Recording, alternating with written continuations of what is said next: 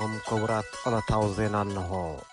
نسراوي تقراي زمرح زل حيلي بمنغست إثيوبيا جن الشبار تبعيل استسمي للاليبلا ድሕር ምቁፅጻሩ መግለጽ ዝሃበ ወሃብ ቃል እቶም ሓይልታት አቶ ጌታቸው ረዳ እቲ ሰራዊት ካብ ጎረባብቲ ክልላት ከም ዘይወፅእ አፍሊጡ ኣብ ልዕሊ ሰብኣዊ ረድኤት ዝተነብረ ክልከላ ክሳብ ዘይተላዕለ ካብ ዓፋርን ኣምሓራን ምውፃእ ዝበሃል ነገር ኣይክህልን እዩ ኢሉ አቶ ጌታቸው ሓይልታት ትግራይ ኣብ ክልል ኣምሓራን ዝርከብን ኣብ ዩኔስኮ ብቅርስነት ዝተመዝገበን ታሪኻዊ ስፍራ ላሊበላ ትማሊ ከም ዝተቆፃፀሩ ዝዝከር እዩ አቶ ጌታቸው ረዳ ሰራዊቶም ንላሊበላ ዝተቆፃፀረ ምስ መንግስቲ ዝውግኑ ሓይልታት ምእንታን ኣብ ሰሜናዊ ክፍሊ ክልል ኣምሓራ ዳግም ከይወዳደቡ ንምግታእ እዩ ይብል ኣብ ትሕቲ ከበባ ኢና ንርከብ ኣብ ሓፁር እዮም ኣእትዮምና ዝብል አቶ ጌታቸው ዕላማና ኣብ ክልል ኣምሓራን ዓፋርን ግዝኣት ንምሓዝ ኣይኮነን ናብ ትግራይ መተሓላለፊ ንምኽፋት እምበር ይብል መንግስት ኢትዮጵያ ግና መራሕቲ ምዕራባውያን ንገበን ዝበልዎ ተግባር ሕወሓት ብስቕታ ይሓልፍዎ ኣለው ከም ዝበለ ዝዝከር እዩ ይብል እቲ ዜና እዚ ከምዚ ልከሎ ታሪኻዊ ስፍራ ላሊበላ ኣብ ትሕቲ ቁፅፅር ሓይልታት ትግራይ ከም ዝወዓለ መሰኻኽር ዓይኒ ይገልጹ ነበርቲ ካብቲ ቦታ ከም ዝሓበርዎ ኣብ ትሕቲ ቁፅፅር ንትግራይ ዝመርሕ ዘሎ ሓይሊ ብፌደራላዊ መንግስቲ ግን ኣሸባሪ ተባሂሉ ዝተሰመየ ጉጅለ ከም ዝወዓለት ኣገልግሎት ዜና ሮይተርስ ጸብፂቡሎ ነበርቲ ላሊበላ ንሮይተርስ ከም ዝሓበርዎ ሓይልታትን ምልሻን ኣምሓራ ነታ ከተማ ለቂቆም ድሕር ምኻዶም እቲ ስፍራ ኣብ ትሕቲ ቁፅፅር ሓይልታት ትግራይ ኣትየሎ ይብሉ ነዚ ዝምልከት ተወሳኺ ጸብጻብ ኣሎ ኣብርሃም ተስፋ ልኡል ካብ ኣገልግሎት ዜና ሮይተርስ ተርጊምዎ ኣሎ ምኒ ኣፈወርቂ ክተቕርቦ እያ ሓንቲ ካብ ምዝግባት ቅርሲ ትካል ትምህርቲ ስነ ፍልጠትን ባህልን ሕቡራት ሃገራት ማለት ዩኔስኮ ዝኾነት ላሊበላ በቶም ኣብ ከባቢ ወሎ ዝነብሩ 15 ሚልዮን ዝበፅሑ ሰዓብቲ ኦርቶዶክሳዊት ቤተክርስትያን ከም ቅድስቲ ስፍራ እያ ትሕሰብ ቅድሚ ውሕዳት ሰሙናት ኣብ ትግራይ ተሓፂሩ ዝነበረ ኩናት ናብ ጎረባብቲ ክልላት ዓፋርን ኣምሓራን እውን ብምልሓሙ 14 ሚልዮን ዜጋታት ተመዛቢሎም ኣለው ኣብ ኢትዮጵያ ናይ ስራሕ ዑደት ምብፃሕ ዝገበሩ ላዕለዎት ሰብ መዚ ሕቡራት ሃገራትን መንግስቲ ኣሜሪካን እውን ብዛዕባ እቲ ኣብ ክልል ትግራይ ጀሚሩ ዘስፋሕፍሕ ዘሎ ኩናት ሻቅሎቶም ገሊፆም ነይሮም እዮም ካብ ነባሮ ላሊበላ ዝኾነ ሰይፉ ብስልክን ኣገልግሎት ዜና ሮይተርስ ከም ዝሓበሮ ኣማእት ዝበፅሑ ወተሃደራት ተዛረብቲ ትግርኛ ብሓሙስ ኣብታ ከተማ ከም ዝረኣየ ኣካፊሉ ብኣገላልፃ ሰይፉ ኣብታ ከተማ ዝውቱር ዘረባ ኣምሓርኛ ደኣ ይኹን እምበር ትግርኛ ምዝራቦምን ካብ ወተሃደራት ፌደራል ዝተፈለየ ወተሃደራዊ ልብሲ ተኸዲኖም ምንባሮምን ለውጢ ከም ዘሎ ተገንዚቡ ብመሰረት ሓበሬታ ሰይፉ ሓይልታት ኣምሓራን ሰራዊት ፌደራልን ምስ ካልኦት ሰበስልጣንን ብረቡዕ ምሸትዮም ነታ ከተማ ለቂቆም እንተኽኢሎም ክፀንሑ ንሱ ገይሮም ከዓ መከላኸሊ ነብስና ዝኸውን ክላሽን ክገድፉልና ለሚናዮም ኣይሰምዑን ግን በኣንጻሩ እኳ ደኣ 5 ኣምቡላንሳትን 2 ዓበይትን ንኣሽቱን መኻይን ሒዞም ከይዶም እናሃደሙ ጸኒሖም ንሰላማዊ ህዝቢ ክከላኸልሉ ዝለመኖም ዓርከይ ተኩሶም ቀቲሎም ሞ ይብል ሰይፉ ካልእ ዳዊት ዝተባሃለ ነባሪ ላሊበላውን እቶም ኣንጻር ሓይልታት ክኣትው ይቀራረብሉ ኣብ ዝነበረሉ እዋን በሓሙስ ንጉሃ ሃዲሙ ከም ዝወፀ ንኣገልግሎት ዜና ሮይተርስ ነጊሩ ምስ 200 ዝኾኑ ነበርቲ ሃዲሞም ብእግሮም ከም ዝተጓዕዙ እዩ ዳዊት ዝነገር ነቲ ብመሰኻኽር ዓይኒ ዝተባሃለ ሓበሬታ ኣገልግሎት ዜና ሮይተርስ ብነፃ ምንጭ ከረጋግጾ ይከኣለን ንወሃቢት ቃል ቤት ጽሕፈት ቀዳማይ ሚኒስተርን ንትግራይ ዝመርሑ ዘለዉ ሓይልታትን ንምርካብ ዝተገብረ ጻዕሪ ኣይሰለጠን ዳንኤል ዝተባሃለ ካልእ ነባሪ ላሊበላውን ኣማእት ዝኾኑ ወተሃደራት ከባቢ ፍርቂ መዓልትን ኣብታ ከተማ ከኣትው ከም ዝረኣየ መስኪሩ ናብቲ ቅዱስ ስፍራ ዝርከቡ ከባቢ ሃዲሙ ከም እተዓቕበ ዝሓበረ ዳንኤል ኣብታ ከተማ ቆልዓ ሰበይቲ ጥራይ ከም ዝተረፉ ይነግር ኣንጻር ሓይልታት ከኣትው ከለዉ ውግእ ከም ዘይነበረ ከዓ ዳንኤል ይውስኽ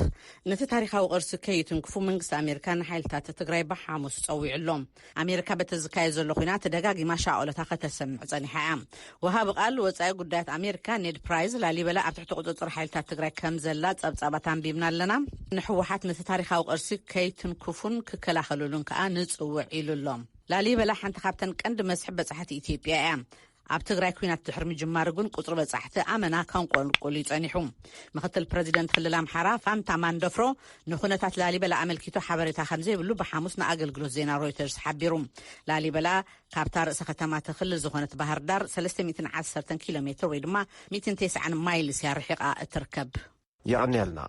መንግስቲ ኢትዮጵያ ኣብ ዝዘርግሖ መግለጺ ተግባር ሕወሓት ንትዕግስቲ ፌደራል መንግስቲ ከም ዝፈተኖን ካብ ምክልኻል ናብ ምጥቃዕ ንክስተጋገር ይደፍኦ ከም ዘሎን ኣጠንቂቑ ሚኒስትር ወፃኢ ሎሚ ብመሰረት ዝዘርግሖ መግለጺ ሕወሓት ንሞት እቶም ጋሻ ክኾኑ ዝተጠቕመሎም ዝተባሉ ኣሽሓት ቆልዑ ተሓታቲ ክኾን ኣለዎ ይብል መንግስቲ ኢትዮጵያ ኣብ ትግራይ ንዘሎ ኩነታት ነባራይ ፍታሕ ንምምጻእ ዘይፈንቀሉ እምኒ የለን። ነገር ግን ሕወሓት ንዝቐጸሎ ውግእ ናብ ጎረባብቲ ክልላት ንምስዋሕን ነቲ ሃገር ናይ ምትርማስ ምንቅስቓስ ግብረ መልሲ ንምሃብ ይግደድ ኣሎ ይብል መግለፂ ሚኒስትሪ ወጻኢ ኢትዮጵያ። ትካል ዜና ፈረንሳ ዝጠቐሶም ኣቶ ጌታቸው ረዳ ክሳብ ኣብ ልዕሊ ሰብኣዊ ረድኤት ተነቢሩ ዘሎ እገዳን ከበባን ዝበልዎ ክሳብ ዝለዓል ተዋጋእቶም ካብ ጎረባብቲ ክልላት ከም ዘይወፁ ምግላጾም ተፈሊጠሎ ይብል እስክንድር ፍሬው ዝለኣኾ ዜና።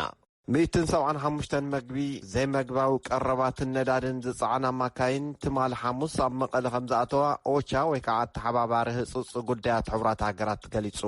ዝሓለፈ ቀነ 50 ናይ ጽዕነት ማካይን ናብ ክልል ትግራይ ከም ዝበጽሓ ዝዝከር እዩ። እዘን ዳሕረወት ናይ ጽዕነት ማካይን ገለ ካብተን ካብ ሰመራ ዓፋር ናብ መቐለ ዝብገሳ 223 ማካይን እየን። ካልኦት ማካይን ናብ ትግራይ ንምእታው ናይ መወዳእታ ነቑጣ ፍተሻ ኣብ ዝኾነ ኣባላ ከም ዝርከባ፣ 2 ማካይን ቅድሚ ሰሙን ካብ ሰመራ ኣብ ርሕቐት 97 ኪሎ ሜትር ብሰላማውያን ሰባት ተዓጊተን ከም ዝተሰረቓ እቲ ዜና ሓቢሩ። ኦቻ ኣብ መግለጺኡ ናይዘን ማካይን ናብ መቐለ ምብጻሕ ኣወንታዊ እዩ እንተኾነ ኣኻልእ ኣይኮነን 5.2 ሚልዮን ህዝቢ ንምቕላብ መዓልታዊ 100 ናይ ጽዕነት ማካይን ኣብ መቐለ ከኣትዋ ግድን እዩ ይብል። ኣብ ሕቡራት ሃገራት ሓላፊ ምውሃድ ህፁፅ ሓገዛት ማርቲን ግሪፍ ኣብ ትግራይ ንዘንጸላሉ ዘሎ ከቢድ ጥሜት ንምውጋድ ተጻብኦታት ደው ከብልን መዓልታዊ 100 ናይ ረድኤት ጽዕነት ዝሓዛ ዓበይቲ መኻይን ንክልኣኻን ጸዊዖም። ወኪልና ሊዛ ሽላይን ካብ ጀኔቫ ንዝለኣኸቶ ሪፖርት ኣብርሃም ተስፋልኡል ተርጊምዎ ኣሎ ምንያ ክተቕርቦ እያ። ኣብ ትሕቲ ክፍሊ ሰብኣዊ ጉዳያት ሕቡራት ሃገራት ዝጥርነፍ ክፍሊ ምውሃድ ህፁፅ ሓገዛት ሓላፊ ዝኾኑ ማርቲን ግሪፍስ ነቲ 6 መዓልታት ዝወሰደ ናይ ኢትዮጵያ ዑደቶም ዛዚሞም ኣለዉ።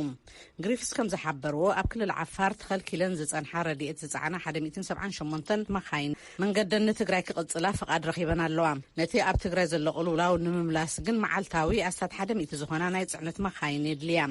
መንግስቲ ኢትዮጵያ ኣብ ዝሓለፈ ግንቦት 8 ኣብ ውሽጢ ትግራይ በይናዊ ምቁራጽ ተጻብኦ ገይሩ እዩ። ካብኡ ንድሓር ከዓ ኩናት ሃሲዋ ዝነበረ ክልል ናይ ኩናት ተኽሲ ከም ዝነከየን ብምኽንያት እውን ትካላት ረድኤት ቅድም ክበጽሖ ዘይክእሉ ዝነበሩ ቦታታት ሓገዝ ከብጽሓ ኣጸጋሚ ዘይምዃኑ እዩ ዝገልጹ። Once the supplies arrive at the moment in Tigray, the access for the agencies in Tigray is relatively good. እቲ ቀረባት ኣብ ትግራይ ምስ ኣተው ኣብ ውሽጢ ትግራይ ብምብጽሑ ኣይክጽግመናን እዩ። ኣብ ትግራይ መስመራት ኣሎ። ክሳብ ሕጂ እቲ ኣጸጋሚ ኮይኑ ዝጸንሐ ግን ስእነት ቀረብ እዩ። ስለዚ ድማ ኣዝዩ ብዙሕ ስራሕ እዩ ዘሎ። ኣብ ኢትዮጵያ ዘሎ ኩነታት ከዓ ኣዝዩ ተኣፋፊ ይብሉ ግሪፍስ። ፕሮግራም ምግቢ ዓለም ኣብ ውሽጢ ትግራይ 4 ሚልዮን ሰባት ብጽንኩር ጥሜት ይሰቃዩ ከም ዘለውን 400,000 ከዓ ኣብ ድርኩኺ ተዓጽቦ ከም ዝርከቡን ገሊጹሎም። ግሪፍስ ከም ዝሓበርዎ ነቲ ናይ ሓገዝ ስራሕቲ ዘሳልጥ ዘሎ ፕሮግራም ምግቢ ዓለም ፍቃድ ምስ ዝወሃቦም 100 መኻይን ረድኤት መዓልታዊ ናብ ትግራይ ንምብጻሕ ከም ዝኽእሉ ኣረጋጊጹሎም ኣሎም። እቶም በዓል መዚ ግን ነቲ ኩነታት ንምምእዛን ወተሃደራዊ መጥቃዕቲ ደው ክብል ኣዘኻኺሮም። I welcomed the Prime Minister's declaration of some weeks ago of a unilateral ceasefire. We need to build on that, make it reciprocal. ቅድሚ ገለ ሰሙናት ብቐዳማይ ሚኒስተር ዝተወስደ በይናዊ ምቁራጽ ተጻብኦታት ብሓጎስ ቅበሎም። ኣብኡ ዝያዳ ክንሰርሕ ኣገዳሲ እዩ። በቶም ካልኦት ወገናት ተመሳሳሊ ስጉምቲ ተወሲዱ ንህዝቢ ትግራይን መዳውብቱ ክልላትን ካልእ እንተተረፈስ ኣብ ዝመጽእ ኣዋርሕ እታ ፍርቂ ናይ ምድሓን ዕድል እኳ ክወሃቦ ኣድላይ ይብሉ ግሪፍስ። እቶም በዓል መዚ በቲ ናብ ጎረባብቲ ክልላት ዝለሓመ ግጭት ሻቅሎቶም ገሊጾም ኣለዉ። ብሰንኩ ድማ ኣብ ክልል ኣምሓራ 100,000 ኣብ ክልል ዓፋር ድማ 70,000 ዜጋታት ከም ዝተመዛበሉ ወሲኾም ገሊጾም ኣለዉ። የቕንያልና ኣብርሃምን ምንያን መንግስቲ ኢትዮጵያን ሕወሓትን ብህፁፅን ብዘይ ቅድመ ኩነትን ኣብ ልዕሊ ምቁራጽ ተኽሲ ክዘራረቡ ውሃቢ ቃል ሚኒስትሪ ወፃኢ ኣሜሪካ ኔድ ፕራይስ ትማል ሓሙስ ገሊጹ። ኣብ ልዕሊ ሰላማውያን ሰባት ክልል ትግራይ ዝተፈጸመ መጥቃዕቲ ዝኹነን እዩ። ፈጸምቲ እቲ ግፍዒ ናብ ፍርዲ ክቐርቡን ክሕተቱን ተዋጋእቲ ሓይልታት ካብ ተመሳሳሊ ተግባር ንክቁጠቡን ኣተሓሳሲቡ። ምስ ሕወሓት ዝወገኑ ዕጡቓትን ምልሻታትን ኣብ ልዕሊ ኤርትራውያን ስደተኛታት ጥቃዓት ከም ዝፈጸሙ ዝሕብሩ ተኣማኒ ሓበሬታታት ተሻቒልና ኣለና። ዝውቀስ ተግባር እዩ ደው ክብል ኣሎ ኢሉ ኔድ ፕራይስ ፈጸምቲ እውን ክሕተቱ ጸዊዑ። ሓይልታት ጸጥታ ኢትዮጵያ ካብ ትግራይ ወጻኢ ንዝርከቡ ተጋሩ ከም ዘጋፍዑን ከም ዝኣስሩን ኣብ ዘርኢ ዝተመስረተ ምንክልባትን ምድጓንን ተቐባልነት ዘይብል እዩ ደው ክብል ኣሎ ይብል ንሱ። ኩሎም ተዋጋእቲ ሓይልታት ንዓለም ለኸ ሕጊ ክምእዘዙ ደጋጊምና ከም ዝበልናዮ ውሽጣዊ ወሰናት ኢትዮጵያ ብሓይሊ ንምቕያር ዝግበር ፈተነ ተቐባልነት ዘይብል እዩ ኢሉ ኔድ ፕራይስ ንህዝቢ ኢትዮጵያ ዘገድሶም ብዓመፅ ዘይኮነስ ብልዝብን ዴሞክራሲያዊ ኣገባብን ፀገሞም ምፍታሕ ከም ዝኾነ እውን ጠቒሱ ሕወሓት ንቆልዑ ናብ ሰራዊት ይኸትብ ኣሎ ዝብል ሓበሬታ ብርቱዕ ሻቅሎት ፈጢሩልና እዩ ከም ዝበለ እውን ዝመፀና ዜና ሓቢሩ እዚ ከምቲ ልከሎ ኣብ ክልል ትግራይ ዝርከቡ ኤርትራውያን ስደተኛታት ዕላማ ጥቃዓት ኩሎም ወገናት ይኹኑ ከም ዘለው ዝገለጸ ክኢላታት ሕቡራት ሃገራት ኩሎም ሓይልታት ብመሰረት ዓለም ለኸ ሕግታት ንስደተኛታት ክከላኸልሎም ፀዊዑ ውግእ ካብ ዝተወልዕሉ ግዜ ጀሚሩ ኣብ ልዕሊ ኤርትራውያን ስደተኛታት መግሃስቲ መሰላትን ግሰት ሰብኣዊ ሕግታትን ከም ዝተፈጸመ ዝሕብሩ ጭብጥታት በፂሑኒ እዩ ዝበሉ ፍሉይ ራፖርተር ሕቡራት ሃገራት ዶክተር መሐመድ ዓብድሰላም ባቢከር ፈጸምቱ ፌደራል መንግስቲ ኢትዮጵያ ወታደራት ኤርትራን ምስ ሕወሓት ዝወገኑ ሓይልታትን እዮም ይብል ኤርትራውያን ስደተኛታት ዕላማ ጥቃዓት ዝኾኑሉ ምኽንያት ምስቲ ካልእ ወጊንኩም ተባሂሎም ከም ዝኾነ እውን እቲ ዜና ይሕብር ንሰራዊት ትግራይ ዝመርሕ ሓይሊ ብመንግስቲ ኢትዮጵያ ግን ኣሸባሪ ዝተባሃለ ኣብ ክልል ኣምሓራ ብሰንኪ ዝኸፈቶ ውግእ 250,000 ሰባት ከም ዝተፈናቐሉ መንግስቲ ክልል ኣምሓራ ገሊጹ ካብ ዝተፈላለዩ ክልላት ልዕሊ 1 ሚልዮን ተፈናቐልቲ ኣብ ክልል ኣምሓራ ከም ዝርከቡን ወርሓዊ 150,000 ኩንታል ረድኤት እኽሊ ከም ዘድሊ ወሃቢ ቃል እቲ ክልል ኣቶ ግዛቸው ሙሉነህ ተዛሪቦም እቶም ወሃቢ ቃል ወሲኾም ናብ ላሊበላ ኣብ ልዕሊ ዝኣተው ዕጡቃት ሕወሓት ስጉምቲ ይውሰድ ኣሎ ከም ዝበሉ ወኪልና ኣስቴር ምስጋናው ካብ ባህር ዳር ዝለኣኸቶ ሪፖርት ሓቢሩ ብሰንኪ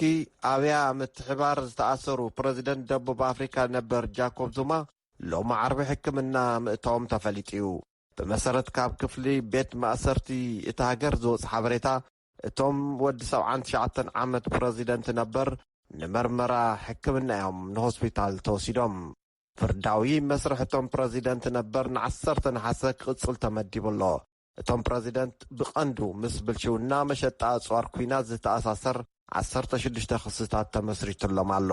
አንጻር ዙማ ዝዓለመ ክሲ ካብ ነዊሕ ደኣ ይመዝገብ እምበር ብዝተፈላለየ ምኽንያታት ክናዋሕ ፀኒሑ እዩ ዳሕራይ ናብ ማእሰርቲ ዝመርሖም ግን ካብ 2009 ክሳብ 2019 ብኣቆፃፅራ ኣውሮጳ ፕረዚደንት ኣብ ዝነበረሉ እዋን ብዛዕባ ዘርአይዎ ምጥፍፋእ ዝምልከት እዩ 8 ኣዋር ኣብ ዘቑፀረ ተቃውሞ ይሳተፉ ዘለዉ ሓረስቶት እንዲ ገና ክንቅፅል ኢና ከም ዝበሉ ዝመፀና ዜና ሓቢሩ አንጻር ብመንግስቲ ዝተኣመመ ሕጊ ሕርሻ ንምቅዋም ካብ ደልሂ ውፂኢሎም ንኣስታት 8 ኣዋርሕ ፅርግያ ብምዕፃው ተቃውሞኦም ዘስምዑ ዘለዉ ሓረስቶት ተቃውሞኦም ገና ክቅፅል ምዃኖም ይሕብሩ ኣለዉ ኣብ መወዳእታት ዜና ኦሎምፒክ ኣብ 10,000 ሜትሮ ጉያ ብኢትዮጵያዊ ሰሎሞን ባሬጋ ተሳዒሩ ሜዳልያ ብሩር ዝተሸለመ ኡጋንዳዊ ጃሽዋ ቸፕችገይ ኣብ 5,000 ሜትሮ ጉያ ሜዳልያ ወርቂ ተዓዊቱ 12 ደቂቃን 58 ሴኮንድን 15 ማክሮ ሰኮንድን ይወዲኡሉ ካናዳዊ መሐመድ ኣሕመድ ካልኣይን ተሸላሚ ሜዳልያ ብሩርን ኣሜሪካዊ ፖል ቼለሞ ሳልሳይን ተሸላሚ ሜዳልያ ነሓስን ኮይኖም ኣለዉ ኣብዚ ደረጃ እዚ ኢትዮጵያውያን ኣትሌታት ዘይምክታቶም ኣገራሚ ኮይኑ ኣሎ ኣብ ኩዕሶ እግሪ ጋንታ ብራዚልን ስፓኝን ፅባሕ ቀዳም ንፅዋዕ መንዓተረ ክጋጠመአን ማራቶን ደቂ ኣንስትዮ ፅባሕ ቀዳም ማራቶን ደቂ ኣንስትዮ ድማ ሰንበት ክካየድ እዩ ግጥም ኩዕሶ እግሪ ደቂ ኣንስትዮ ንፅዋዕ መንዓተረ ኣብ ቦንጎ ካናዳን ስዊድን ሎሚ ዓርቢ ኣብ ስቴድየም ቶኪዮ ክሳለጥ ነይርዎ ግን ብሰንኪ ብርቱዕ ዋዒ ኣብ ቶኪዮ ብሰዓታት ተናዊሑ ኣብ ቶኪዮ ዘይኮነስ ኣብ ከተማ ዮኮሃማ ንክካየድ ተወሲኑ ኣሎ ዓለም ለኸ ኮሚቴ ኦሎምፒክ ነቲ ካብ ፌደሬሽናት ስዊድንን ካናዳን ዝቐረበሉ ሕቶ ኣይተቐበለን ነይሩ ድሕሪኡ ብመሰረት ዝመፀሉ ሓበሬታ ግን ብርቱዕ ሓሩሩን ዋዕን ከም ዝኽሰት ምስ ተፈልጠ መምሕያሽ ንክገብር ተገዲዱ ኣሎ ኮሚቴ ኦሎምፒክ ሰደቃ ሜዳልያታት ብኣውርቕቲ 36 ሜዳልያታት ሒዛ ቻይና ትመርሕ ኣላ 31 ሜዳልያታት ዝኣከበት ዩናይትድ ስቴትስ ካልኣይ ሩስያ ብ17 ኣውርቕቲ ሳልሳይ ብበዝሒ ሜዳልያታት ተኾይኑ ግን ዩናይትድ ስቴትስ ትመርሕ 98 ሜዳልያታት ኣዋህሊላ 79 ሜዳልያታት ዝረኸበት ቻይና ካልኣይ 62 ሜዳልያታት ዝረኸበት ሩስያ ሳልሳይ ዜና ተፈጺሙ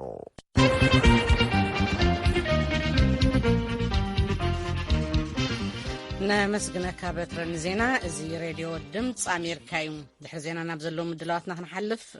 فلما نريهم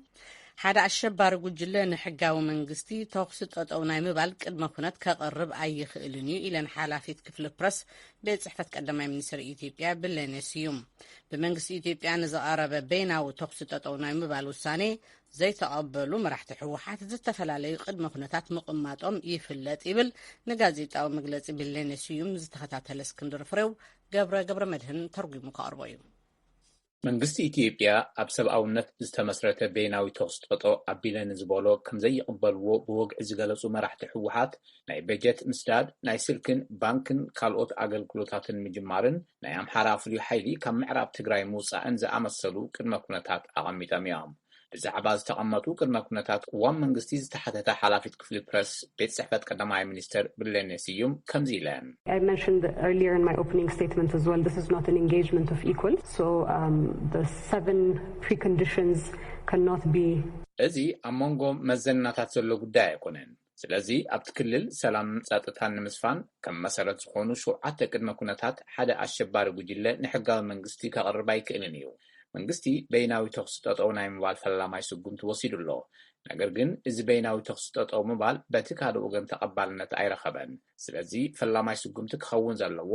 ኣብ ሰብኣውነት ዝተመስረተ ተኽስጠጦ ምባል ምቕባል ሰብኣዊ ረድኤት ናብቲ ክልል ከኣቲ ምምችቻይን ሓረስቶት ናይ ሕርሻ ስርሖም ምቕጻልን እዩ እየን ኢለን ካብ ደቡብ ሱዳን ብወገን ሑመራ ናብ ትግራይ ዝኸይድ መስመር ሰብኣዊ ረድኤት ንክኽፈት ድፍኢት ከም ዘሎ ዝገለጹ ሰበስልጣን መንግስቲ ኢትዮጵያ ኣብ ትዊተርን ኣብ ቃለ መጠይቕን ነቲ ሓሳብ ክቃወምዎ ጸኒሖም ኣለዉ ብዛዕባ እዚ ዝተሓተተ ብለኔ ስዩም ናብ ክልል ትግራይ ረድኤት ዝበፅሓሉ መማረፂ መስመር ክኽፈት ካብ ዓለም ለኸ መሻርክቲ ዝቐረበ ዕላዊ ሕቶ የለን ኢለን ንረድኤት ዝሓሸ መስመር ናይ ምውሳን ስልጣን ግን ናይ መንግስቲ ኢትዮጵያ እዩ ኢለን There is a building up of narrative and rhetoric and propaganda by the TPLF to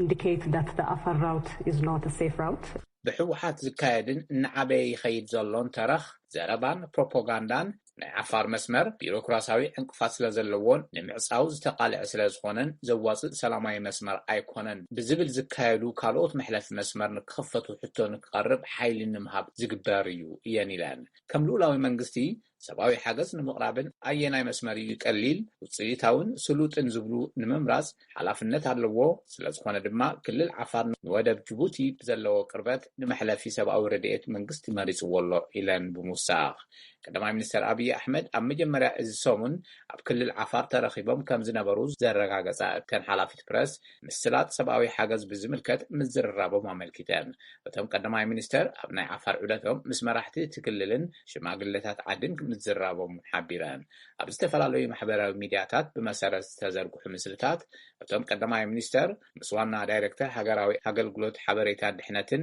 ኣቶ ተመስገን ጥሩነህ ከምኡውን ስናይ ኢትዮጵያ ሓይልታት ምክልኻል ጠቕላሊ ኢታ ማጆር ሹም ጀነራል ብርሃኑ ጁላ ከም ዝነበሩ ኣርዮም ኣለዉ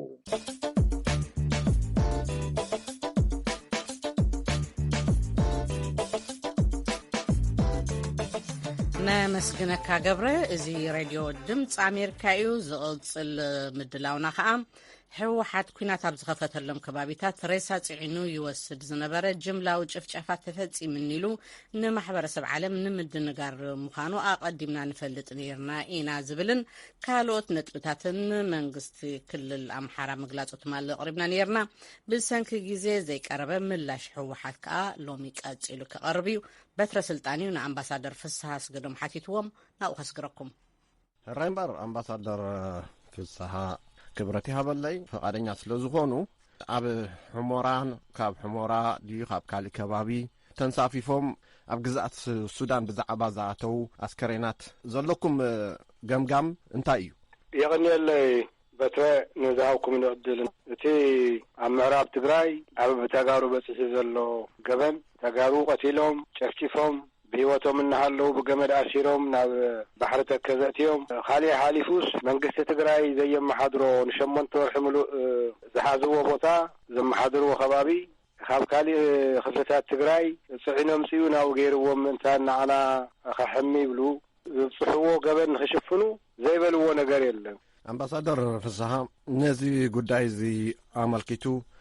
ካብ ክልላዊ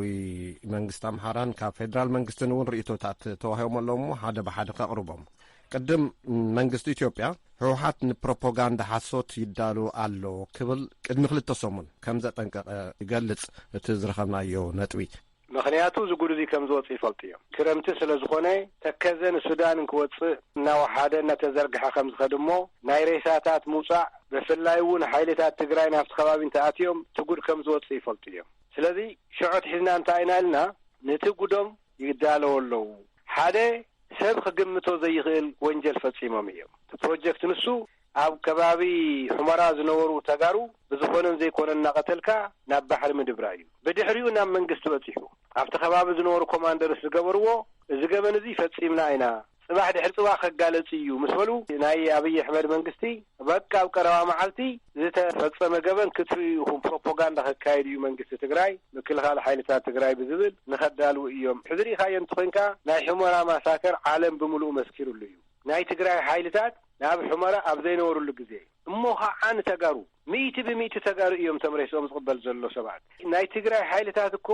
ኣብ ብዙሕ ክፍሊ ኢትዮጵያ ሕዝኔው ዓፋር እኔው ዓዲ ኣምሓራ ብላዕልን ብታሕትን ኣትዮም ኣለዉ ሓንቲ ወንጀል ፈጺሞም ኢልካ ንሓሰት እኳ ፕሮፓጋንዳ ከጥዕመሎ ይከኣለን ናይ ኣብይ መንግስቲ ስለዚ ኣብ ሑመራ ዘለዉ ተጋሩ ናይ ትግራይ ሓይልታት ኣብኡ እንተዝነብሩ እውን እንታይ ኢሎም እዮም ቀቲሎም ናብ ባሕሪ ዝደብርይዎም ንክትኩስሎም ክቐትልዎም ዝጸንሑ ብ10 ሸሓት ዝቝጸሩ ምርኮኛታት ብሕግን ብስርዓትን ብሰብኣዊነትን ዝሕዝ ናይ ትግራይ ሓይልን መንግስትን ሱዘይጋታት ናቐተለ ናብ ተከዘእትይዎም እዩ እሞ ሓደ መዓልቲ ክጋለጹ እዩ ኢሎም ብምንታይ ተኣምር እዩ ተገሊጹሎም ሞባኣያ እንዳባ ገሪማ ዝበልዕስ ባዕሊ ላኻለፍ ይበሃል ትግራይ ዝተፈጸመት ነንሕድሕዳ ገበን ዘም ሰባት እዚኣቶም ተሓተቲ እዮም ክንፋረዶም ኢና ፎረንሲክ ኤቪደንስ ኣብ ሱዳን ይዳለሎ ብኸመይ ከም ተቐትሉ ብዓልመን ከም ዝኾኑ ውዒሉ ሓዲሩ ናይ ኣብይ መንግስቲ ተሓታታ እዩ ምዝ ነጥቢ እዚ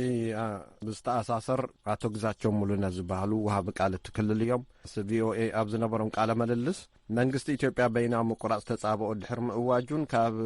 ክልል ትግራይ ድሕሪ መውፅኡን ሕወሓት ኣብ ክልል ዓፋርን ኣምሓራን መዋስንቲ ከባብታት ውግእ ከም ዘካየደ ጠቒሶም ሕወሓት ክዳን ሲቪል ብዝተኸደኑ ሰባት ከም ዝዋጋእ ኣብቲ ውግእ ናይ ዝሞቱ ሰባት ኣስከሬን ናብ ዓበይቲ መኻይን ብምጽዓን ናብ መቐለ ይመላለሶም ነይሩ እዩ ሕወሓት ብግንባር ዓፋር ዘሰለፎም ሬሳታት ኣስከሬን ህፃናትን ደቂ ኣንስትዮን ልዕሊ 300 ሬሳታት ብሲኖ ትራክ ጽዒኑ ናብ መቐለ ወሲዱ እዩ ይብሉ ርእቶም ብጣዕሚ ይቅርታ ግበረለይ እምበር እዚስ ክትሓስቦ እኳ ኣይትኽእልን እስኪ ሕሰቦ ሰብ እዚ እንታይ ይብል ከም ዘሎ ኣብ ዓፋር ሬሳታት ጽዒንካ ንመቐለ እንደገና ካብ መቐለ ንተከዘ ካብኡ ተከዘ እቲኻ ብሱዳን ሬሶም ንኽወፅእ እሞ ከዓ እዚ ኩሉ ምእንታን ናይ ኣምሓራ ሚሊሻን ኣብይ ኣሕመድ ሰራዊትን ናይ ኤርትራ ሰራዊትን ተሓታታይ ንምግባር ኣሲፍ ካሊእ ገበና ሰብ ትግራይ ከም ዘይፈጸሙ እሞ እኹል ከም ዘይብልና ብጣዕሚ ዝገርመኒ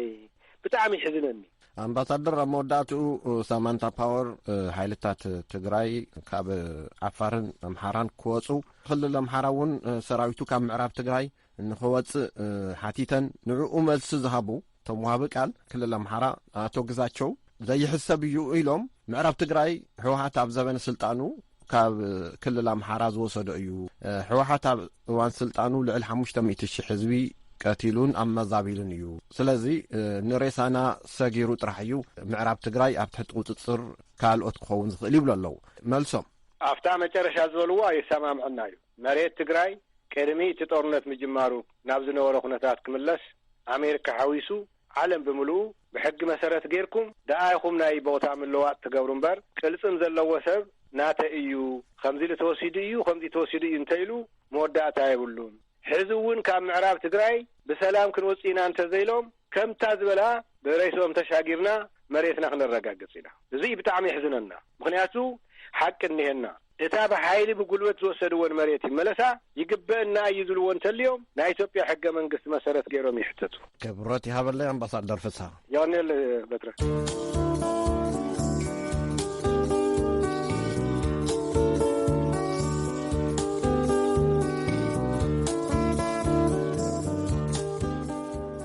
ኣምባሳደር ፍስሓን በትረን ኣዝየ መስግን እዚ ሬድዮ ድምፂ ኣሜሪካ እዩ ናብቲ ናይ መወዳእታ ጸብጻብና ክንሓልፍ ኢና ነስመራ እዩ ዝወስደና ኦርቶዶክስ ተዋህዶ ቤተ ክርስቲያን ኤርትራ ትማል ሓሙስ 5 ነሓሴ ኣብ ዝተፈላለዩ ገዳማት ከገልግሉ ዝጸንሑ 6 ሓደስቲ ጳጳሳት ቀቢኣ እቲ ብመርሕነት ብፁዕ ወቅዱስ ኣቡነ ቀርሎስ ቀዳማይ ቀዳማዊ ሓሙሻይ ፓትርያርክ ኤርትራ ዝተካየደ ስመት ብሞት ዝተፈልዩ ብፁዓን ጳጳሳት ንምትካእን ኣብ ውሽጥን ወፃእን ዝተፈጥረ ሃጓፋት ንምምላእን ከም ዝኾነ ቤት ጽሕፈት ቅዱስ ሲኖዶስ ገሊጹ ኣሎ ይብል ብርሃነ በርሀ ካብ ኣስመራ ተወሳኺ ጸብጻብ ኣለዎ።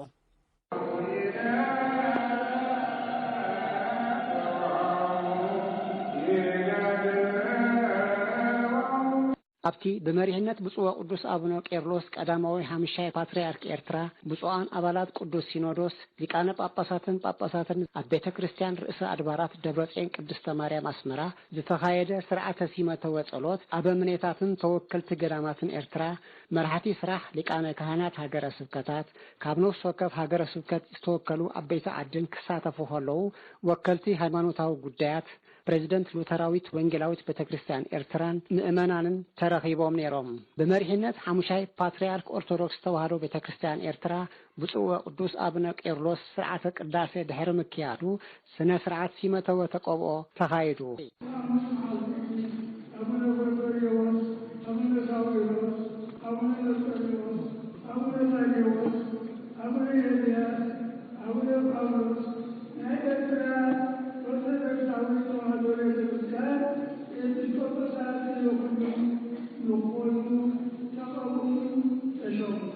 ብዘይካዚ ኣብቲ ስነ ስርዓት ንነዊሕ ሕዋን ብደረጃ ኣባልነት ሲኖዶስን ሃገረ ስብከታት ዞባታትን ኮይኖም ኣገልግሎት ክህቡ ዝጸንሑ ጳጳሳት ናይ ሊቃነ ጳጳሳት ማዕረግ ተዋሂቦም። ቀንዲ ዕላማ ናዚ ሲመተ ወጸሎት ሓደስቲ ጳጳሳት ብምኽንያት ስጋን ዝተፈልዩ ብፁዓን ጳጳሳት ንምትካእን ኣብ ኩለን ሃገረ ስብከታት ውሽጥን ወፃእን ተፈጢሩ ዘሎ ሃጓፋት ንምምላእን ከም ዝኾነ ዝገለጸ ቤት ጽሕፈት ቅዱስ ሲኖዶስ እዞም 6 ሓደስቲ ጳጳሳት ኣቐዲሞም በብገዳሞም ድሕሪ ምሕራዮም ብቅዱስ ሲኖዶስ ተሓርዮም ነዚ ናይ ጵጵስና ማዕረግ ከም ዝበጽሑ ገሊጹ ኣሎ።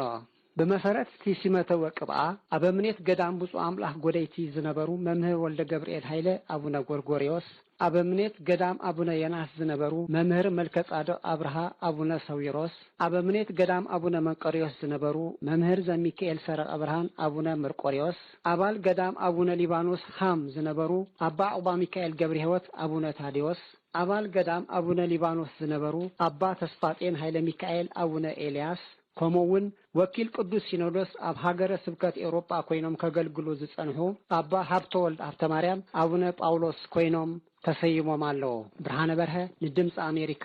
ካብ ኣስመራ።